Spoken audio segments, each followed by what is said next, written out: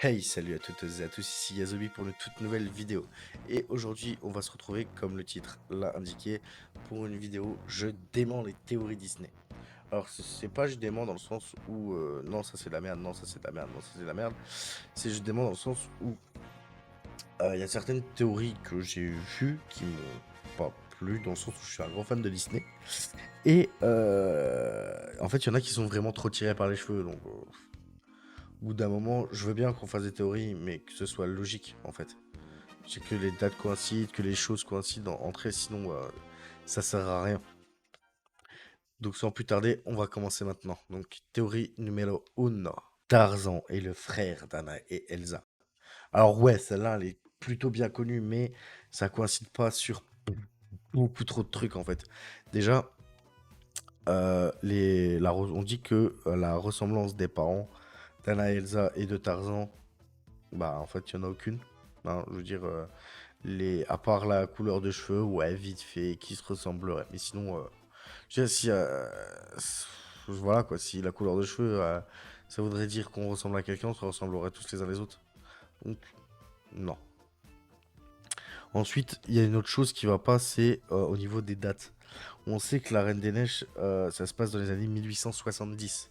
Et quand je dis 1870, en fait, c'est que Anna est déjà assez grande. Donc, alors que le Tarzan, ça se passerait dans les années 1910, donc soit 30 ans plus tard. Donc Tarzan, on va dire qu'il a la vingtaine. Donc ça voudrait dire qu'ils auraient 20 ans d'écart. 20 ans d'écart, c'est... Sachant que l'espérance de vie était pas très haute encore dans les années 1800. Je vois mal... Voilà, vous voyez ce que je veux dire. Je vois mal avoir une trop haute espérance de vie, tout ça. Ça coïncide en rien en fait.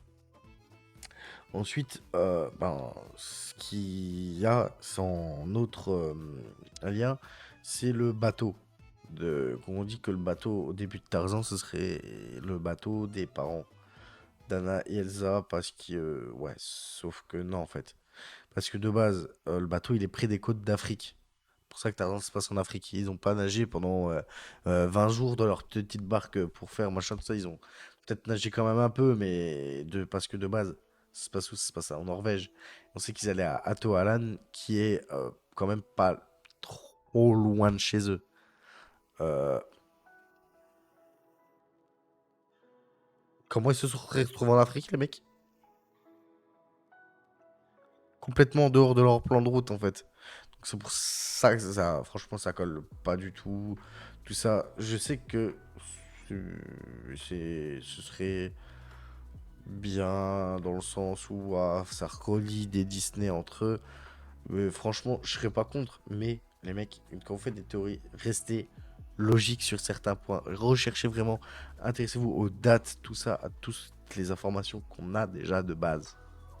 Théorie numéro 12. Le marchand d'Aladin, en fait, c'est le génie. Alors, c'est une grosse théorie aussi qui est connue, mais je dis pas que c'est pas une théorie. Enfin, je dis pas que c'est que la théorie est fausse. Maître, je ne pense pas que tu aies vraiment figé ce que j'ai à t'offrir. Alors pose-toi là, continue à ruminer et laisse le génie de la lampe éclairer ta lanterne. Sur ce coup-là, c'est juste que moi, je la considère pas comme une théorie. Parce qu'en fait, c'est vrai sans être vrai. Je le considère, en fait, ça, je le considère pas comme une théorie, tout simplement parce que les scénaristes ont dit eux-mêmes, c'était leur première idée de fin de film. Lorsque Aladdin devait redonner sa liberté au génie, ce qui devait arriver, c'est que le génie se reprenne sa forme humaine, entre guillemets, il reprenne forme humaine et qu'on découvre que sa forme humaine, en fait, c'est la forme du marchand, et qu'on se dise, ah putain, en fait, le marchand qui nous conte l'histoire, il nous conte son histoire à lui et tout, c'est le génie. Donc, de base, ça devait se finir comme ça. Mais cette idée s'est annulée, ils ont préféré que le génie garde sa forme de génie, ses pouvoirs de génie en un peu moins puissants, et qu'il soit libre de ce qu'il fait. Mais du coup, je le considère pas, ça, je le considère pas comme une théorie parce que c'est une ébauche de fin qui était abandonnée par les scénaristes. Donc pour moi, c'est pas une théorie. C'est donc Je dis pas que c'est pas beau dans le sens où, ouais, il y a une continuité, tout ça. En fait, c'est pas considéré comme une théorie dans le sens où c'est ce que les scénaristes ils avaient prévu de base en fait. Théorie numéro 3. Belle serait l'arrière-grand-mère de Jane. Sur quels critères? Cette théorie elle se base sur le critère qu'elle porte toutes les deux du jaune, qu'elles se ressembleraient un peu physiquement. Ouais, donc la même couleur de cheveux, les mêmes yeux, waouh. Et que Toc, quand elle fait du jazz, elle ferait du jazz sur le service à thé de Belle. Alors, en quoi porter les mêmes couleurs de vêtements, ça fait deux personnes, des mêmes personnes à la même famille? Je veux dire, moi au taf, je vais avoir des gens, ils vont avoir les mêmes couleurs de vêtements que moi. Je vais faire, oh putain, on est de la même famille, les mecs! Bah non, c'est juste des styles vestimentaires ou autres. Voilà, puis je verrais mal Jane dans comment dire, dans une robe d'une autre couleur, dans le sens où elle est dans la jungle et tout ça. Donc, il faut quand même qu'ils aient des vêtements qui donc pas trop sombres par rapport à la chaleur qu'il fait là-haut euh, et autres. Donc,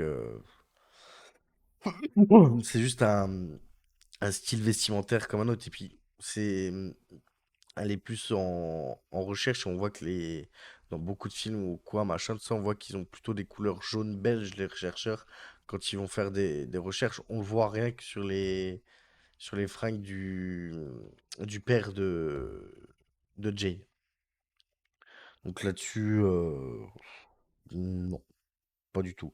Puis encore une fois, hein, la Belle et la Bête, ça se déroule plus dans les années 1800 et Tarzan dans les années 1910. Donc, il faudrait qu'ils les aient eu tard, sachant que c'était une époque où ils font plus tôt que tard. Je veux dire, aux époques là-haut, c'était à 20 ans, t'étais déjà marié depuis 5 6 ans, t'avais déjà un enfant et tout ça. Donc, non, les dates, ça coïncide pas non plus. Théorie numéro 4. Le tapis volant est vivant. Alors, oui, je suis pas en train de dire qu'il est pas vivant. Il est vivant, il bouge tout seul, tout ça. C'est dans le sens où, en fait, le tapis volant, il est vivant dans le sens où, en fait, cette théorie, elle voudrait dire que c'est le tapis, c'est le voleur du début du film. Mais quand je vous disais qu'il y avait des théories tirées par les cheveux, celle-là, c'en est une. Ça se voit très bien dans le film que c'est pas possible. Parce que quand le génie, il croise le tapis, il check et tout, il dit, ouais, ça fait un bail. Ça veut dire que le génie le connaissait avant qu'il se voie avec Aladdin. Yo la capette, je t'ai pas vu depuis des mille et des cents, c'est moi donc le pompon, ouais, yo yo. Eh, t'as moins de centimètres que mon dernier mètre. Ou c'est ça, ou alors je prends le poids. Regarde-moi le profil, est-ce que tu me trouves plus gros? Et le génie, ça fait 10 000 ans qu'il est enfermé dans la lampe. Donc, non, en fait, ça peut pas être le voleur du début, ça peut pas être le voleur. Surtout que Non, c'est pas ce voleur-là qu'on voit dans le 2. Mais enfin bref, c'est pas possible parce que le génie et le tapis se connaissent. Donc c'est absolument pas possible que ce soit le voleur du début du film. Next, théorie numéro 5. Distorsion temporelle dans La Belle et la Bête. Alors, c'est quoi cette théorie? Cette théorie, en fait, elle voudrait dire que on nous dit que ça fait 10 ans que ils sont prisonniers de la malédiction, que le prince a été transformé, que le château a été du monde et autres. Mais en fait, parce que cette théorie, elle s'appuie sur la scène où on voit le tableau. Et en fait, le tableau, on le voit déjà avec un visage d'homme adulte.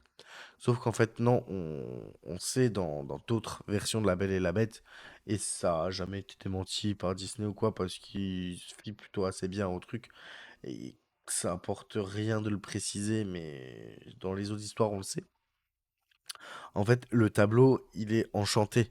En fait, c'est comme dans le film justement qu'ils ont fait avec Emma Watson, où il dit c'est un de ses cadeaux les plus cruels, dans le sens où il peut se déplacer et autres. Mais voilà. En fait, le tableau, il est aussi enchanté. Et il est enchanté dans le sens où, en fait, le tableau change en même temps que lui. Il grandit en même temps que lui. Pour justement lui montrer à quoi il devrait ressembler. Parce que dans le film, il a bien 21 ans. Et donc, il a 11 ans quand il s'est fait. Comment dire? Quand il s'est fait maudire, en fait. D'ailleurs, on se demande bien où étaient ses parents à 11 ans. Mais c'est une autre question. Enfin bref, dans tous les cas, en fait, cette théorie est légitime dans le sens où quand on regarde juste comme ça, on se pose la question, mais quand on farfouille un peu, en fait, on se rend compte que c'est complètement caduque. C'est ça aussi, je veux dire, quand les gens ils font des théories, ils font pas juste des théories comme ça, hop.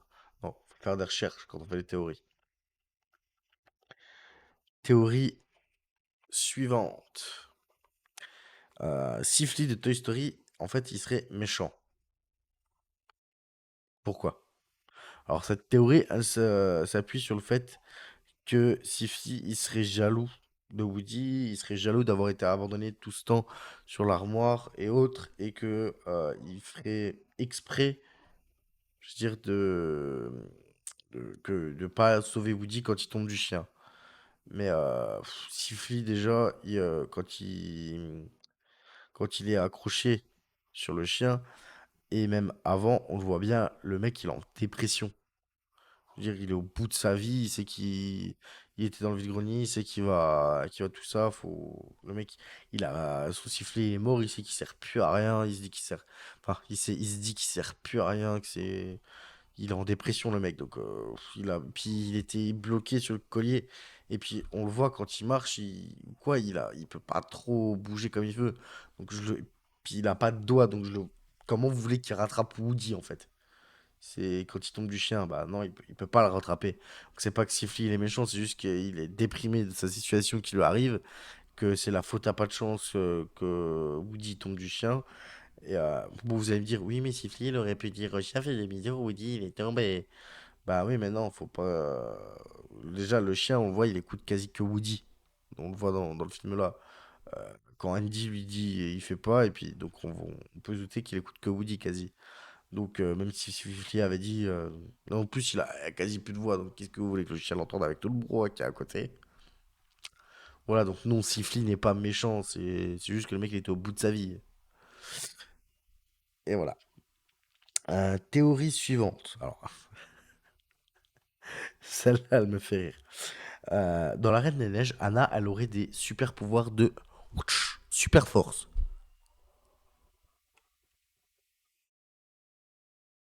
Euh, non.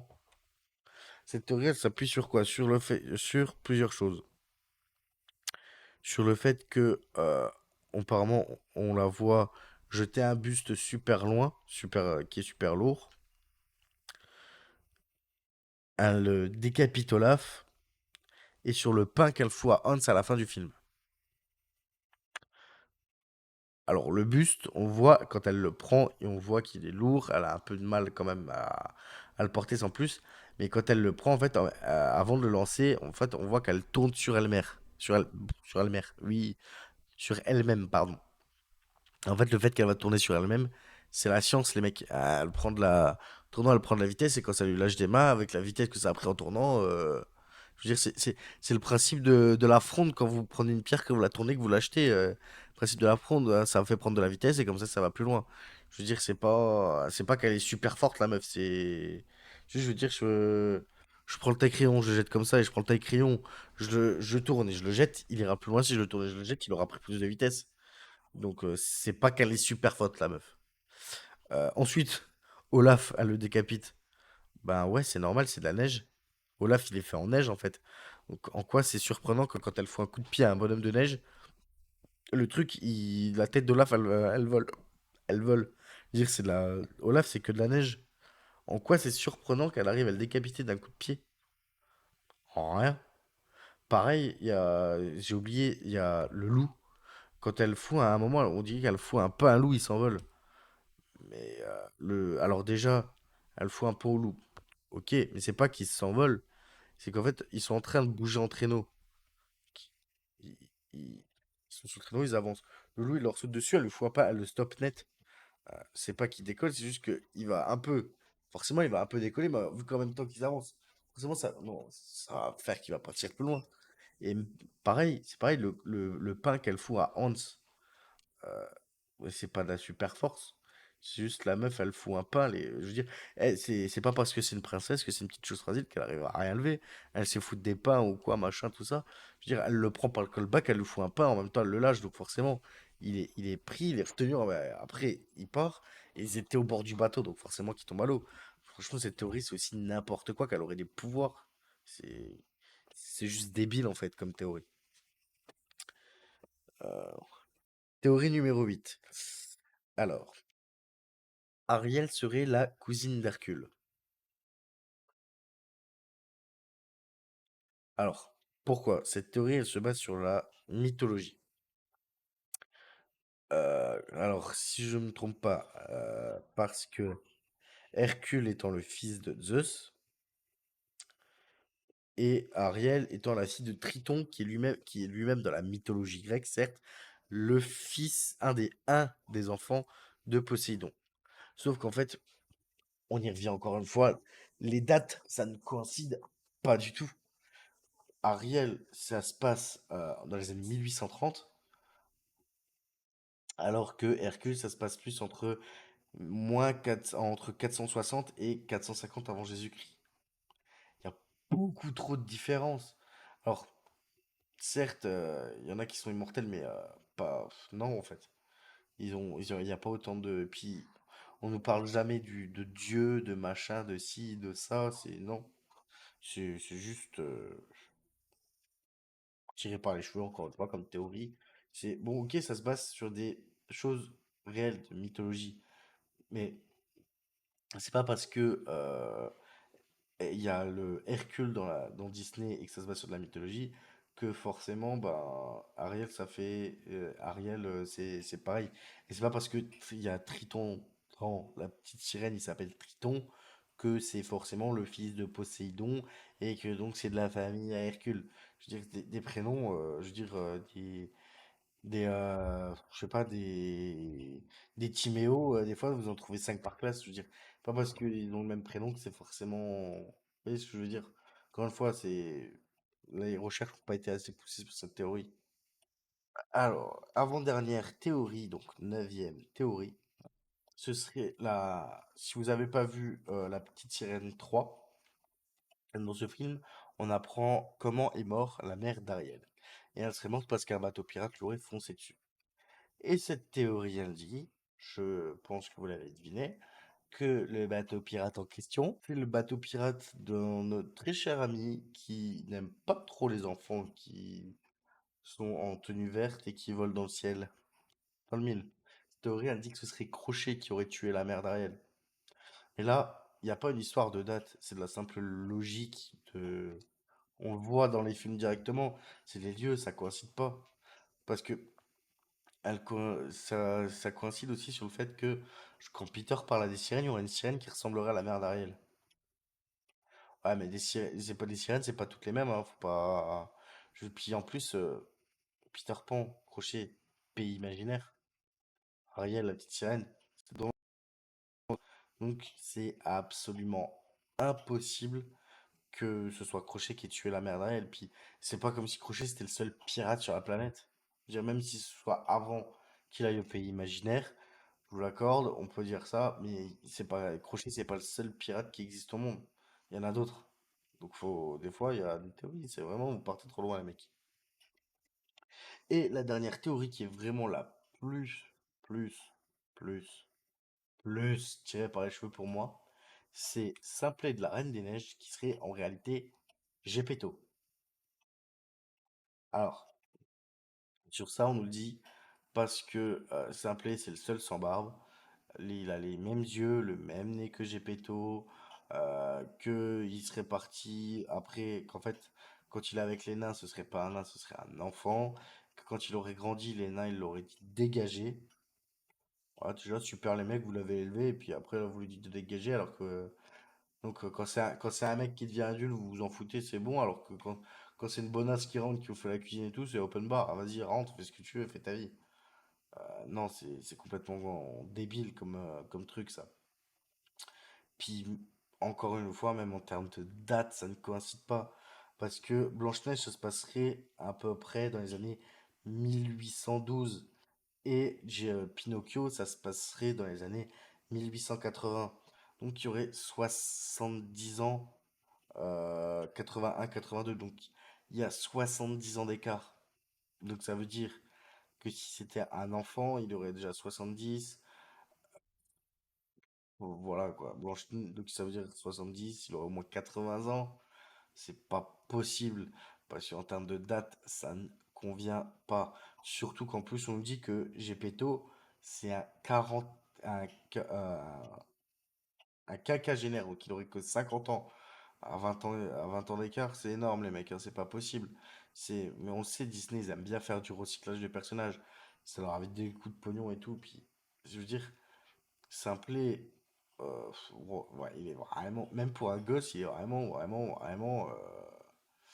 simplet, on va dire. Alors que, mais non, Gepetto, simplet, ça a aucun rapport. C'est juste qu'ils ont, comment ça s'appelle? Ils ont juste recyclé le Cara design de simplet pour faire Gepetto. C'est tout. Parce que les mecs, en fait, Blanche-Neige, ils l'ont sorti en 37 et Pinocchio en 40. T'as 3 ans d'écart. Ben ouais, ils étaient pas encore assez connus pour se permettre autant de temps de choses, de faire. Donc ils ont recyclé. Ils ont recyclé le même design pour pas perdre de temps et d'argent pour la conception de Pinocchio. Ils ont pour aller au plus rapide. Parce que certes, Oula, pardon. Certes, fallait redessiner Geppetto. Mais en s'inspirant de Simplet, du coup, ça épargne beaucoup de travail derrière, en amont de Cara Design, de tout ça.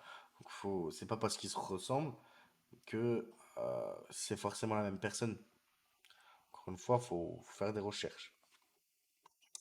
Et donc, pour moi, c'était la toute dernière théorie. Donc, j'espère que cette vidéo vous a plu. Je vous laisse me dire qu'est-ce qui, selon vous, j'aurais amélioré, qu'est-ce qui était bien en commentaire, mettre un petit like. Abonnez-vous, hein, s'il vous plaît, c'est un peu important quand même de s'abonner. C'est le principal. Moi, je vous dis à une prochaine et tchuss les gars. Allez.